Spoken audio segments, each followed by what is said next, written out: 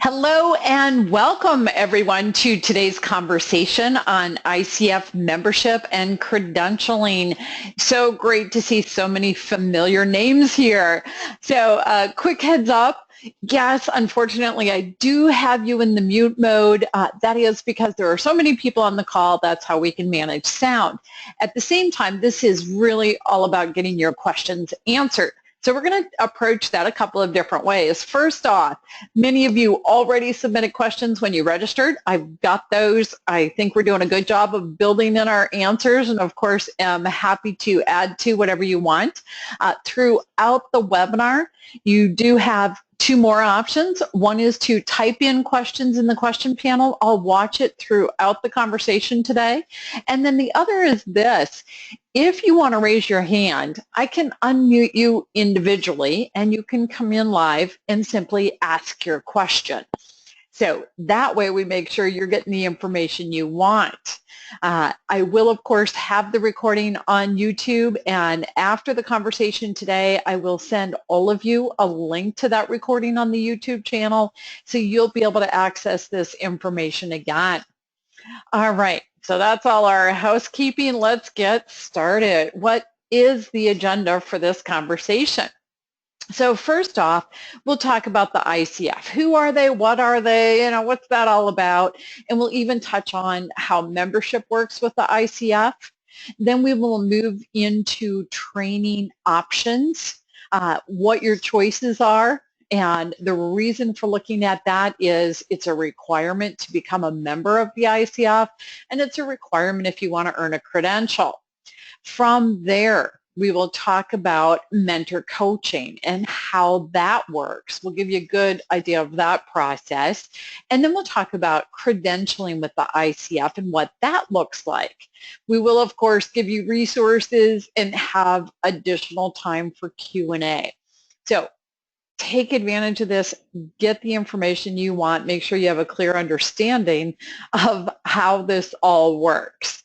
So first off, who is the ICF? What are they all about? Well, they've been there for over 20 years. They are a leader in the coaching profession, and that is globally a leader. They have over 17,000 coaches, and they provide us with guidelines and standards. When you are part of the ICF, it's really a credibility factor. So bottom line, being part of the International Coach Federation promotes professionalism as a coach. It has you right there in keeping with that global standard, which includes the code of ethics, the 11 core competencies of a coach and having those skill sets developed, and all of that feeds into their membership standards and the credentialing that they do. Being part of the ICF is also an opportunity as a coach because you're going to earn an increased rate in your coaching fees. It raises your asking price. It opens doors in terms of engagements. And as an example, when you're submitting proposals to different organizations, increasingly membership is a minimum requirement, and often they are asking for credentials as well. So it's important to know that. It's definitely a factor and increasingly more so. All right, in terms of help with engaging clients, well, think about it. Whatever profession is out there, when people have memberships or credentials, they're viewed as both professional and experienced. And that applies in coaching as well. It's an opportunity in terms of networking. The ICF has chapters all over the place, all over the world, and they do conferences, etc. So it's a great way to connect with other people and get yourself out there. And it gives you access to fabulous research. So a big part of what they do is provide that information. Now, the ICF website is coachfederation.org, and there are several things that are particularly significant to be aware of on the website. So the first thing to be aware of is they do have program accreditation.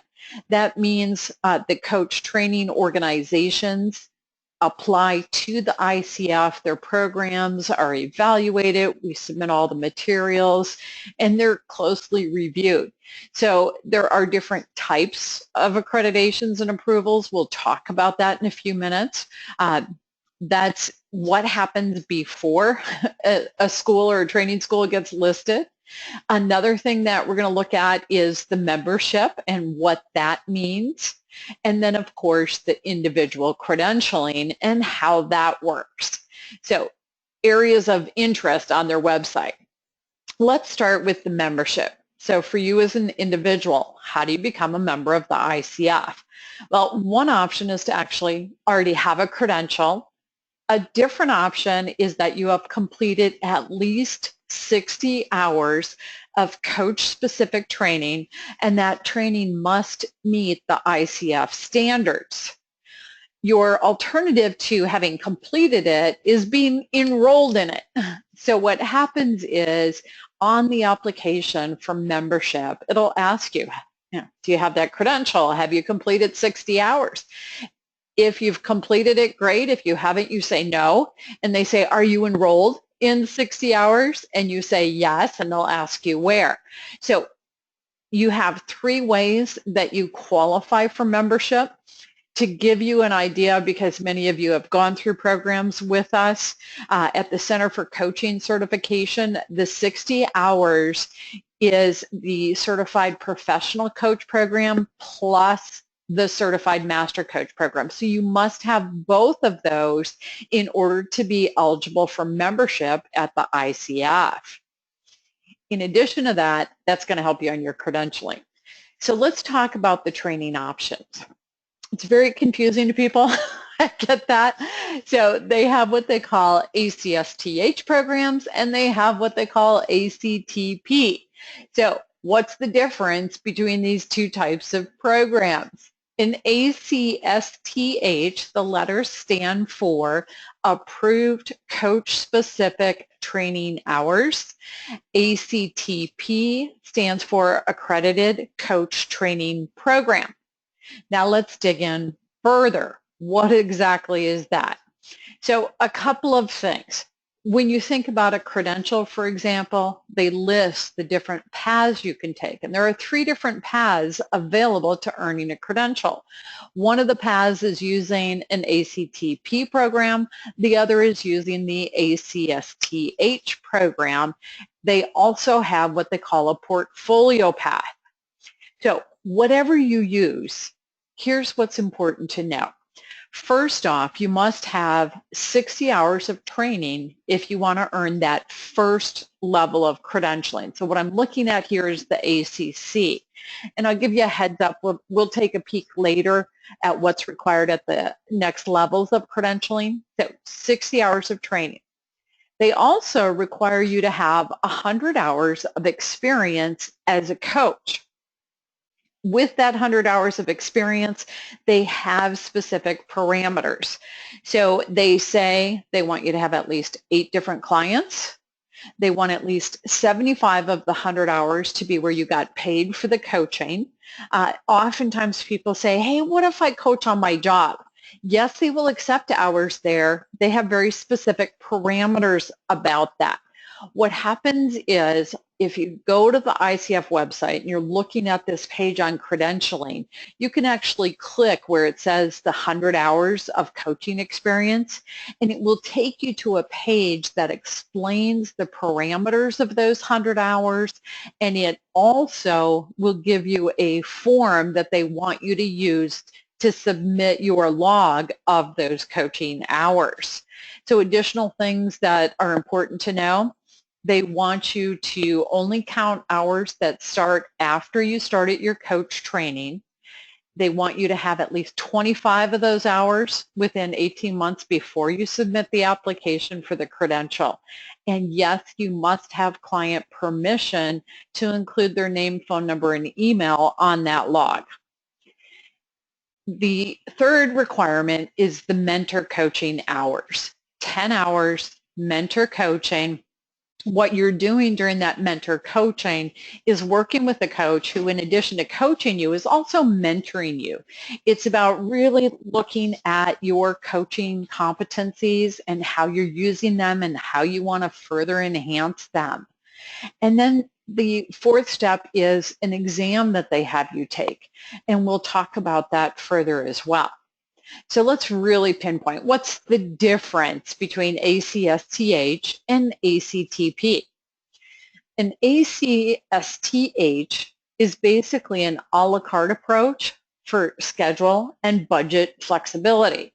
An ACTP is an all-in-one approach, which means that all 60 hours are included in one program, and your mentor coaching is included in that one program.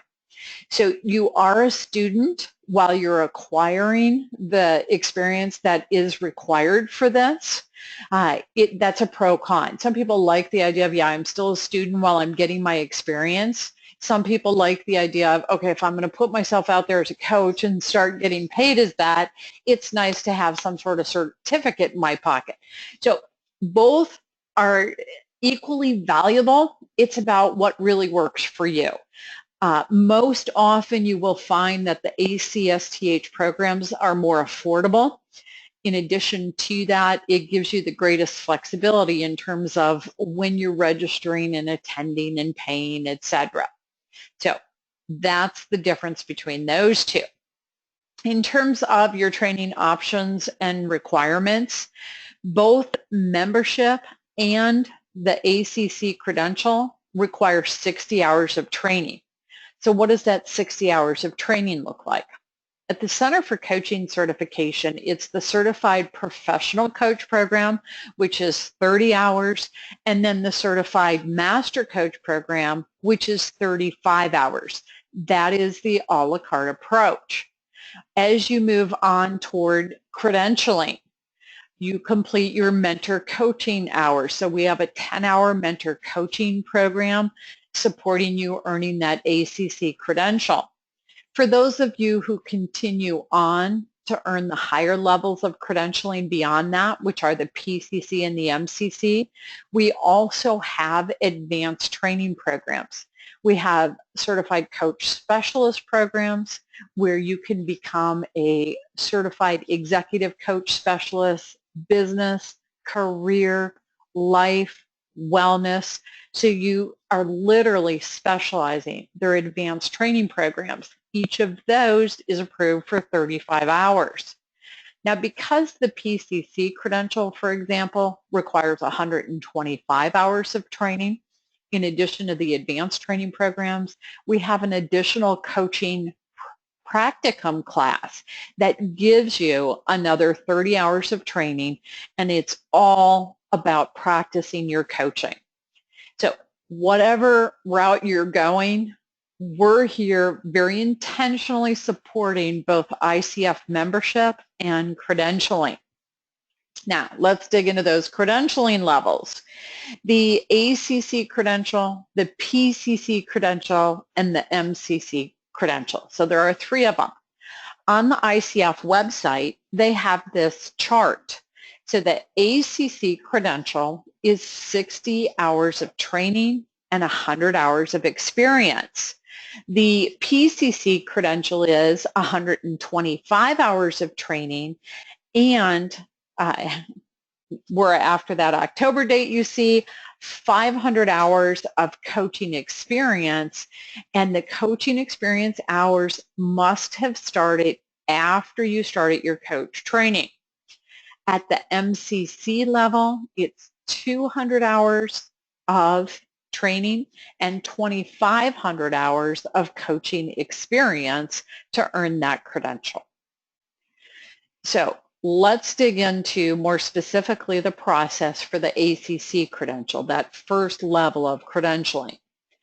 The 60 training hours. So we talked about that, your certified professional coach program and your certified master coach program. You must have the 100 hours of coaching clients. So following the ICF parameters and using their form as your log of those coaching hours.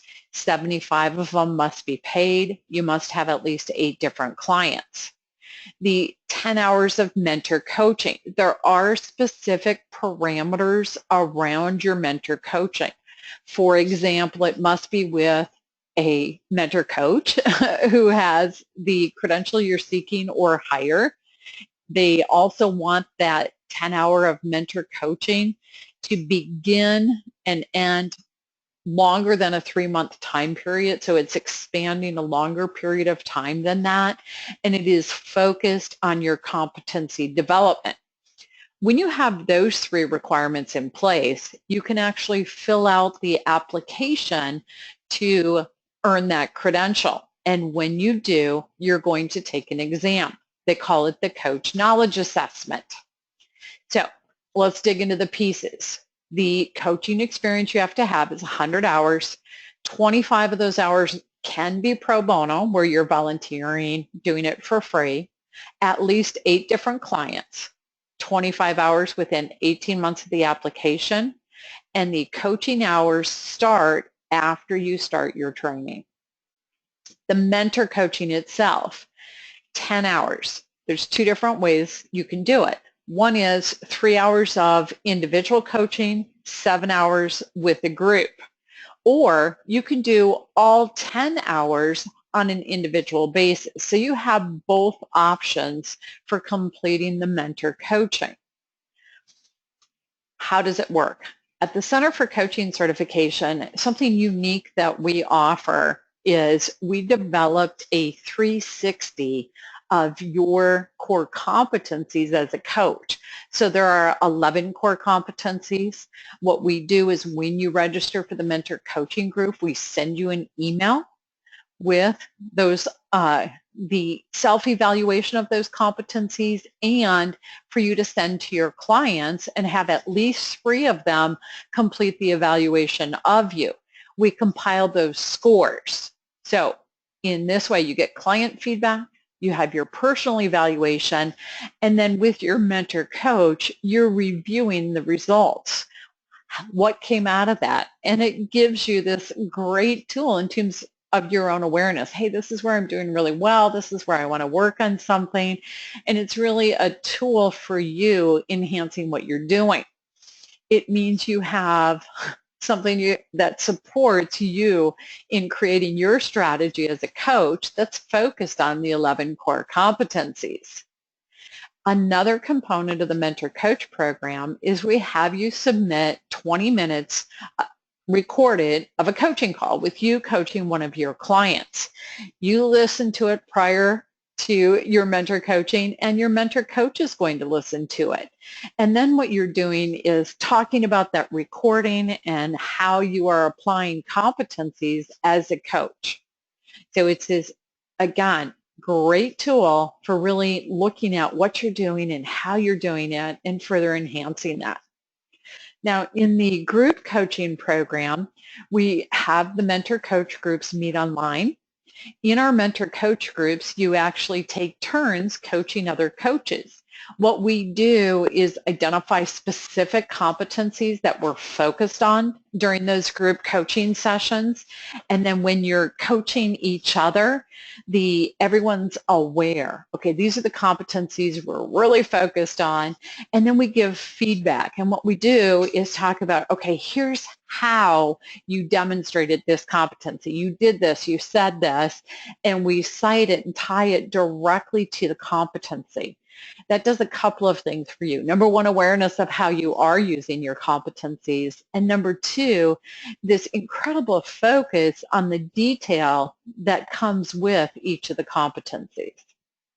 The individual coaching can be completed in 2 or 3 phone calls.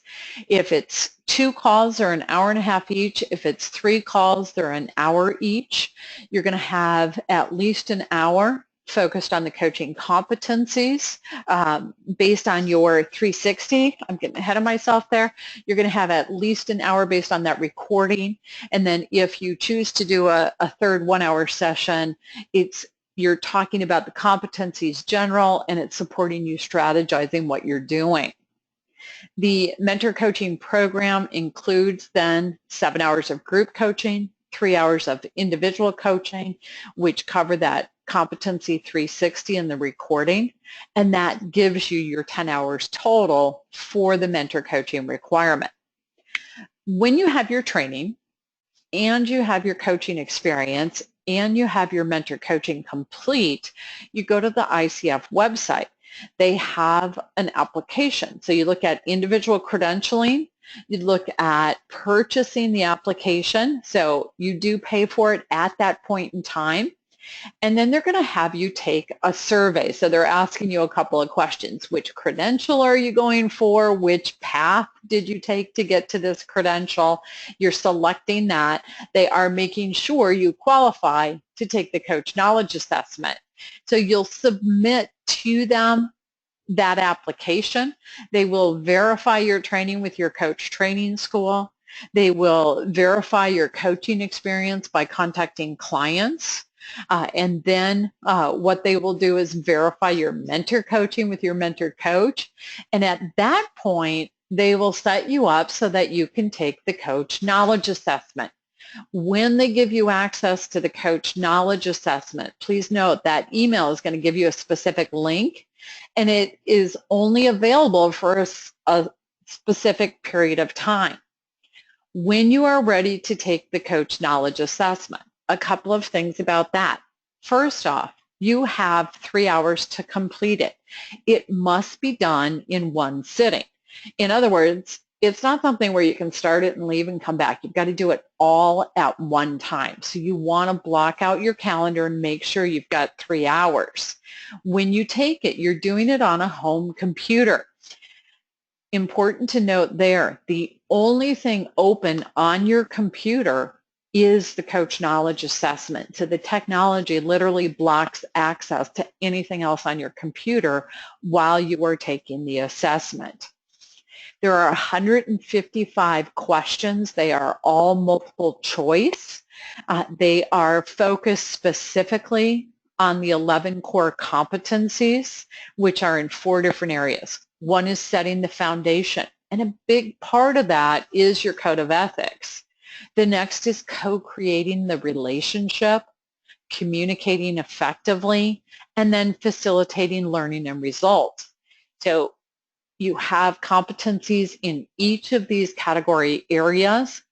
They are scoring you based on those competencies in those category areas. Okay, so how does all of this pull together for you? At the Center for Coaching Certification, we've got the training hours available to you and the mentor coaching hours.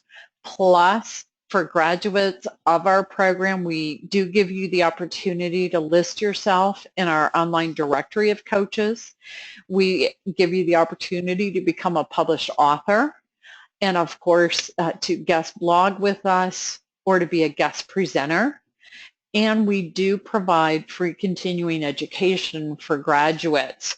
So our focus, of course, just like you, is on coaching excellence. So what does all of this mean for you?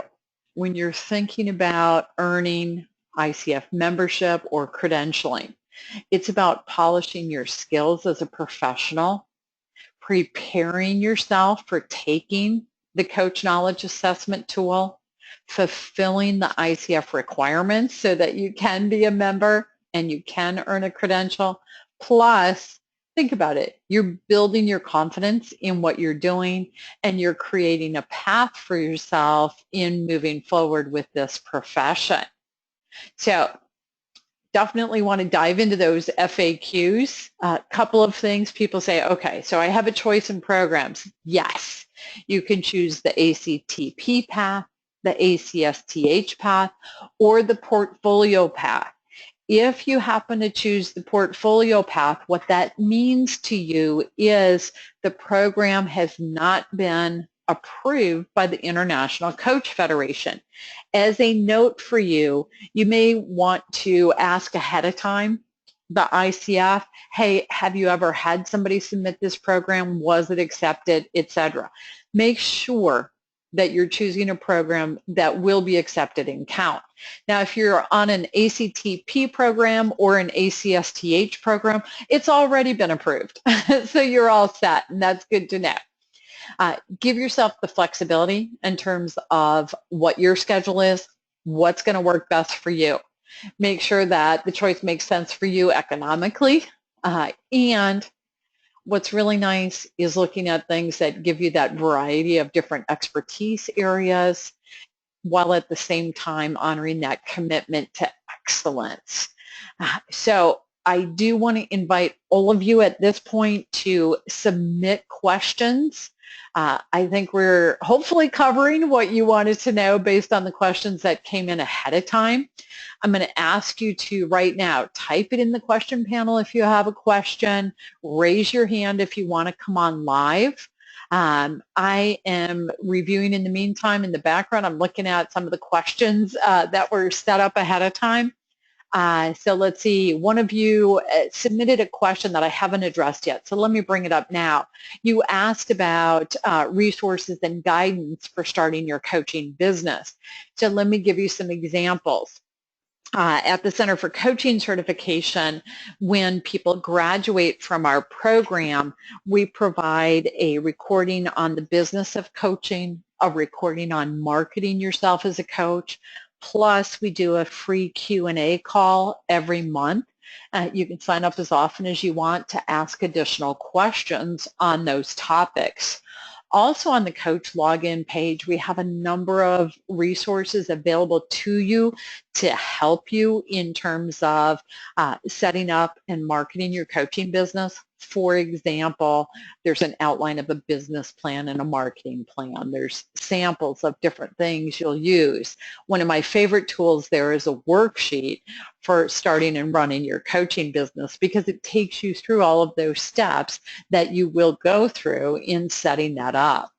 Now, as you're doing that, in addition to that, the opportunities we talked about with being able to become a published author, guest blog, put yourself in the directory, etc., all of those are additional resources that support you as a business person.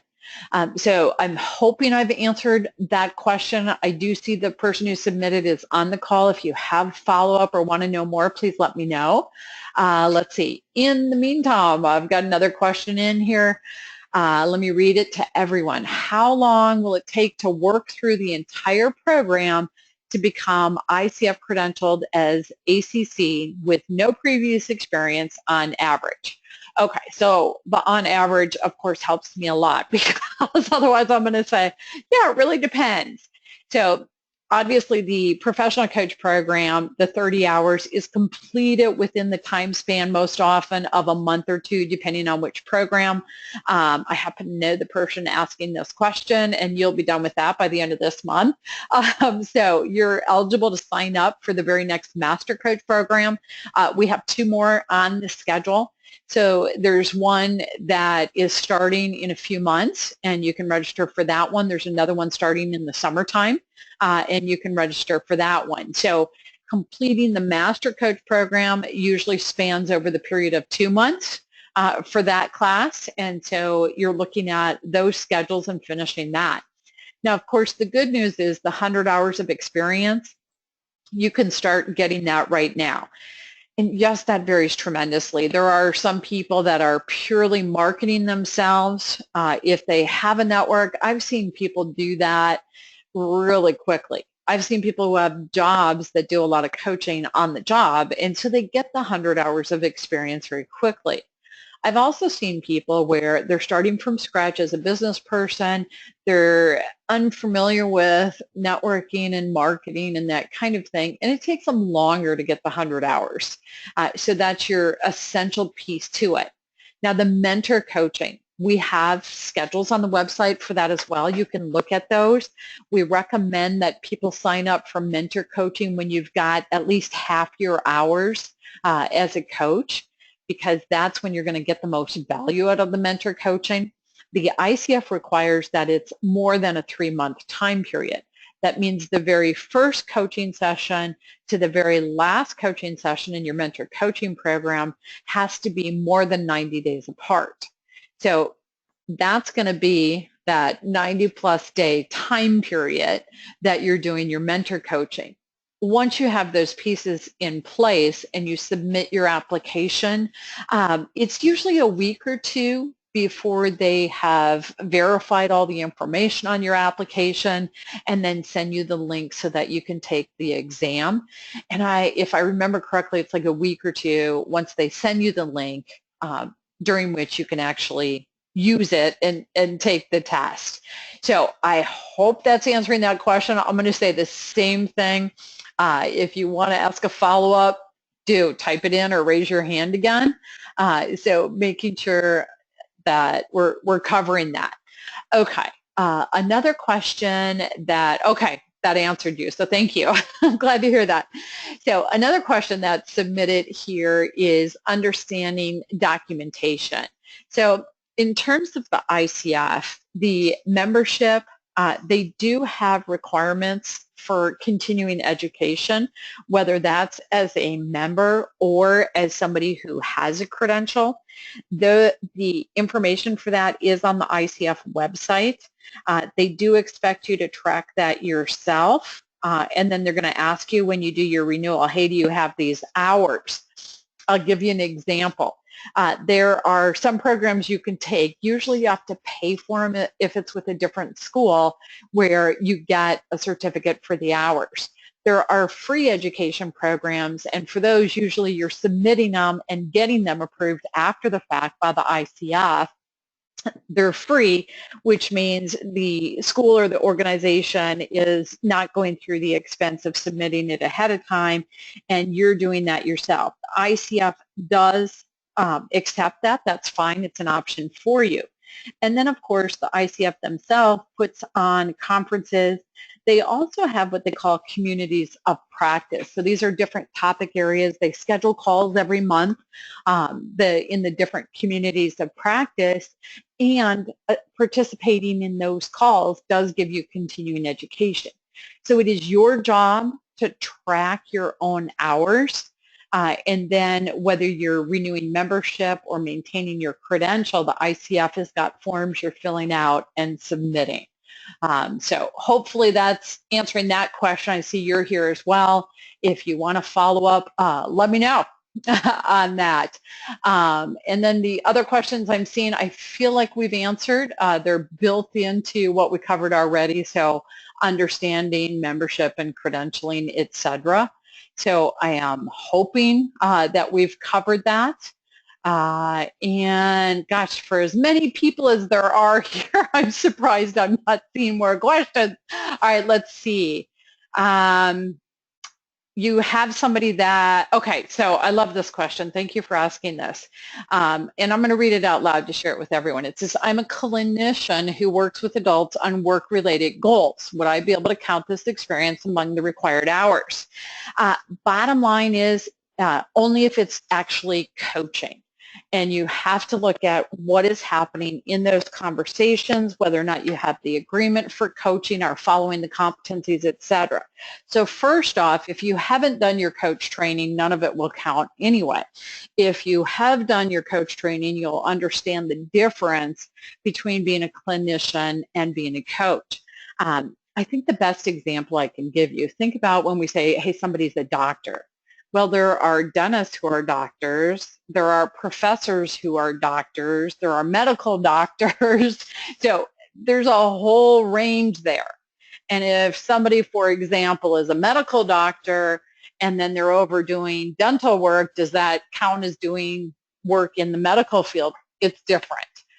The same is true. A clinician, chances are what you're doing is not coaching. It will be very different. There are, of course, exceptions to that. You do want to follow the parameters of what the ICF requires if you're moving toward that credential. So hopefully I'm clarifying that for you. And by the way, we see that question a lot. We have mental health professionals.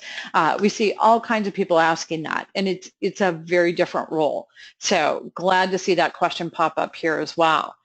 All right, in terms of resources that are available to you, of course, you've got the International Coach Federation, and at the Center for Coaching Certification, we want to be a resource for you as well, and very interested in that.